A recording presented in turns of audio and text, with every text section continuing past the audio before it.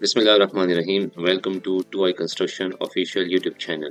I am Talat Hussain Bangash, Electrical and Instrument Quality Control Professional. In this video, we will discuss Saudi Aramco Standard SAES-P-104 wiring method and materials. The standard is considered the most basic and a backbone of electrical construction. It explains how we install, how we select and test every type of electrical wiring and cables. Introduction to the standard SAES-P-104 wiring method and materials. In this standard, we will go through the section like wire and cables, which define cable types and specification, connection and termination, enclosures, which protect equipment from the harsh environmental hazards. We will also discuss conduit fittings, supports, tray, and the system that enroute and protect the cables for both above ground and buried installation. Underground cable system, it will include direct buried cables, duct banks, etc.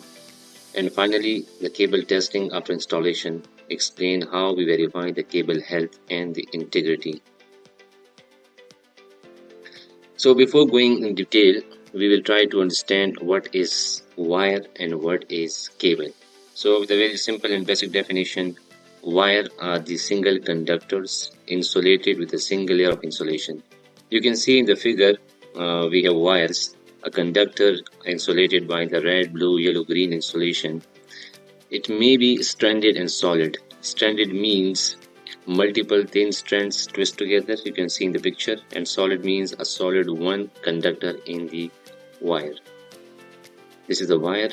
Now cable, when two or more individual wires conductor twisted or run parallel with overall protective jacket. So the basic difference is wire is a single conductor and cable is a multiple conductor with individual insulation and the overall additional outer protective jackets. Types of cable. So based on the insulation, based on the protection, we have different types of cables. The first one is armored cable. Armored cable with a metallic armor layer prevent mechanical damage. You can see in the figure we have the three wires inside, red, yellow, blue.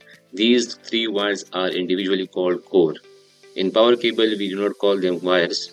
We call them core. It may be 3 core, 4 core and 5 core cable also. So you can see conductor, it has insulation and then it has overall insulation called inner sheath. Then we have the armor. Armor, you can see there are the metallic wires surrounding, wrap around the cable to give them extra mechanical strength, and then the overall sheet. So this is called armor cable. Armor cable are different types. Like this is the wire armor. You can see the steel is a form of wires. It may be double steel tape armor, which has tape metallic strap wrap around the cable, and it may be interlock type. So there are multiple type of the armored cables. So next we have the metal clad cables. This is just similar to the armored cable, but with the additional protection layer, flexibility and durability. You can see in the figure we have the 1, 2, 3, 4 cores. Core 1, core 2, core 3, core 4, and along with the additional grounding wire. Just same as the armored cable, it has insulation and overall insulation. And then you can see the spiral thing. This is the interlock armor. And then finally the outer sheath. So this is the metal clad cable. The third one is unarmored cable.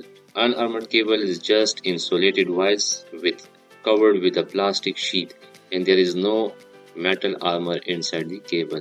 So all these three types of the cable, which we majorly basically use in our projects. Now cable and wire specification. In electrical installation, we generally deal with the two types of standards, IEC and NEC, International Electrotechnical Code and the National Electric Code. They serve both the same purpose, but they follow different manufacturing and the testing standards. In the given table, if you notice, we have portion of the standard, rated voltage, temperature, flame test. The standard and the flame test we'll discuss in next slide. Now come to the rated voltage and temperature. So we have cables, NEC cable and IC cable. If you talk about the NEC cables, their rated voltage is 0.6 to 1 kV. It means that this cable can bear the voltage from 600 to 1000 volt. If the voltage is exceeded beyond this limit, the cable may damage. So next one is temperature rating. Temperature, you can see 90-degree dry and 75-degree wet. Every electrical cable has insulation material like PVC, XLPE or rubber, which can safely handle certain maximum temperature during operation. So now what is the temperature rating mean? The temperature rating tells you how hot the cable conductor can get without damaging its insulation. So during operation, the conductor of the cable get hot due to the current and voltage. So it can bear to the 90-degree temperature in a dry environment. Dry environment means if there is no moisture in the environment, so usually indoor condition, so it can bear 90-degree temperature. Beyond exceeding the limit, the cable insulation may burn. And similar, the next one is 75-degree wet.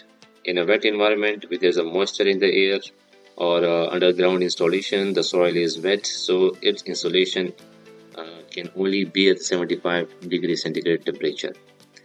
Just similar like the NEC cable, IC cable also have the same voltage rating, but the temperature rating is decreased.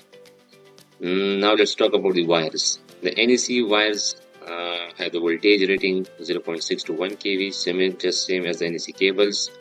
Temperature rating is also as same as NEC cables, but the IC wires has the low voltage rating. It's 450 to 750 volt, and temperature rating is also less, it's 70 degree. Now, cable testing standards.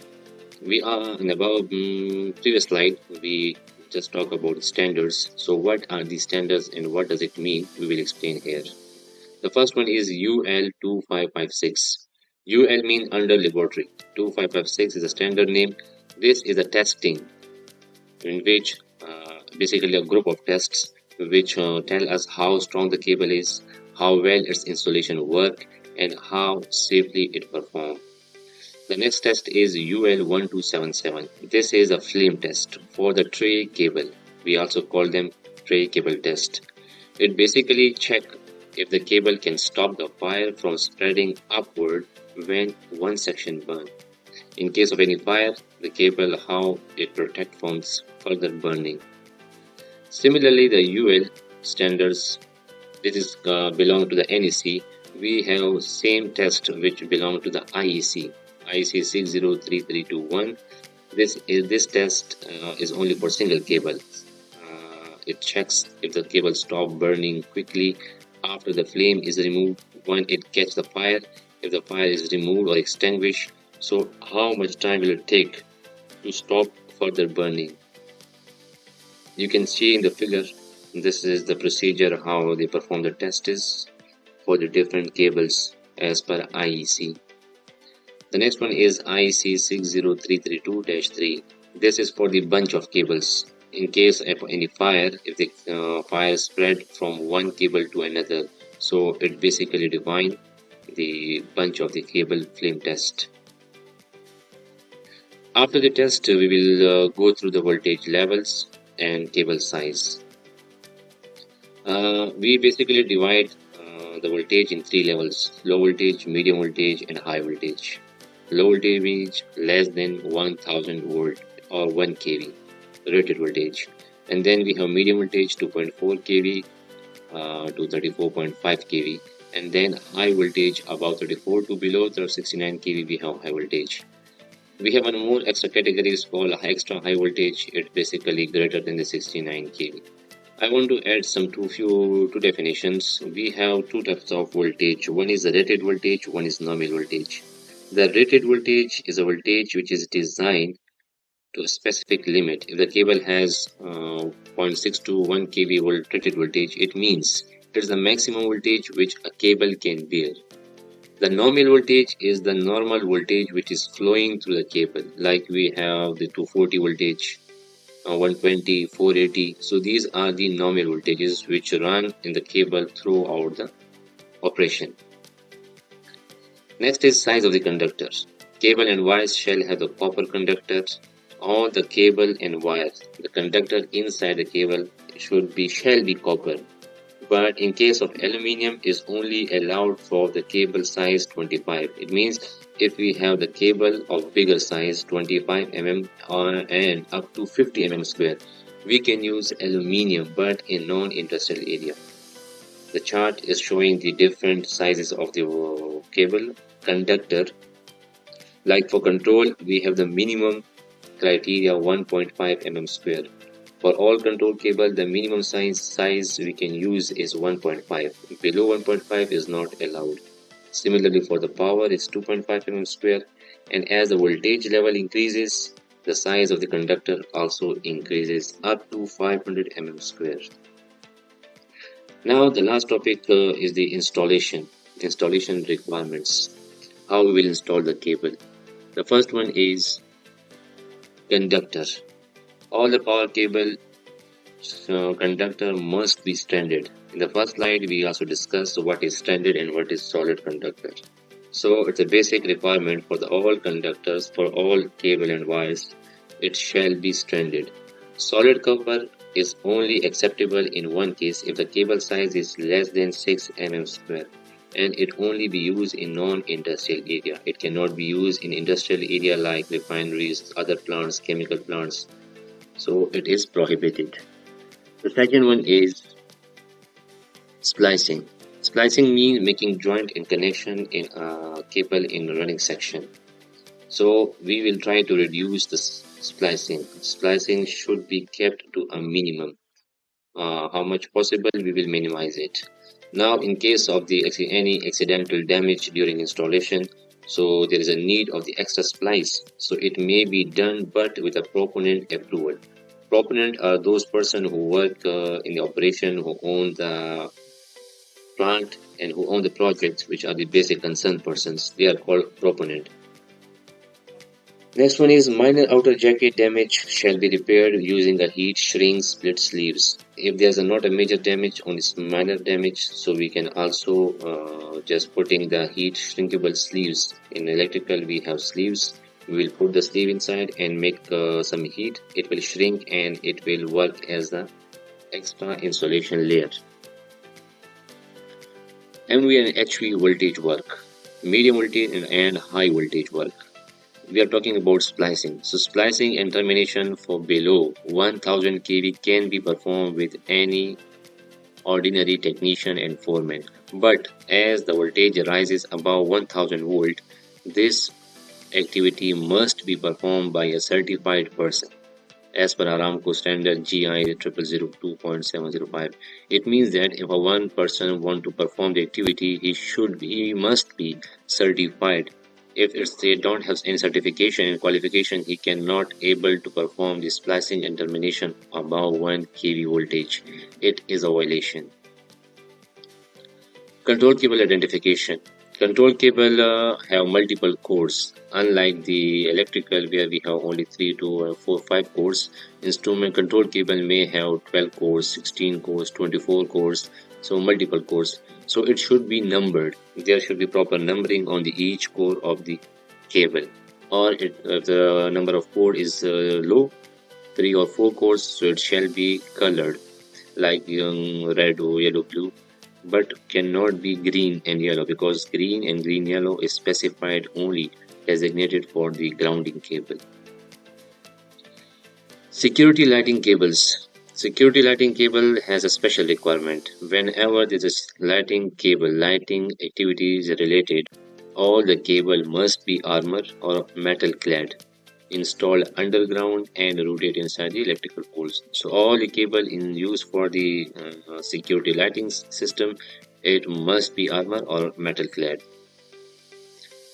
Metal clad and armor cables can be exposed only where not subjected to the physical damage. It means we can run the armored cable and the metal clad cable without conduit, cable tray or dug main above the ground, but it shall not be exposed to the physical damage.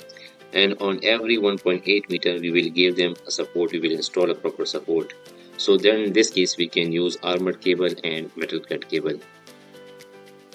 Medium and high voltage cable for the underground work shall be metal clad or armored. We cannot use unarmored cable for the underground activities. The last one is unarmored cable for the tray and conduit installation. It means we can only install unarmored cable in cable tray, conduit or ductband. We have to need any extra support for the protection and the routing. But in case of armored and metal clad, only they can be installed exposed to the environment. So this was our first lecture on the wire and cable specification. In next lecture, we will define connection termination and enclosures. Thank you very much for having us. Allah Hafiz.